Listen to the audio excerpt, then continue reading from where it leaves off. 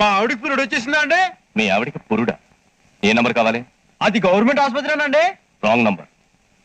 ఓరే డబ్బా, పొద్దున్న విలన్ గడి ఫోన్ ఎత్తాడే. కళ్యాణ్, టైం అవుతుంది, త్వరగా రా. వస్తున్నా, ఫ్రెండ్కి ఫోన్ చేస్తున్నా. హలో. ఈసారి ఈ దరిద్రుడు ఫోన్ ఎత్తాడే. ఎరా ఎదవా, ఏదేనుగానే జున్ను అంపుతాను, అంపలేదే.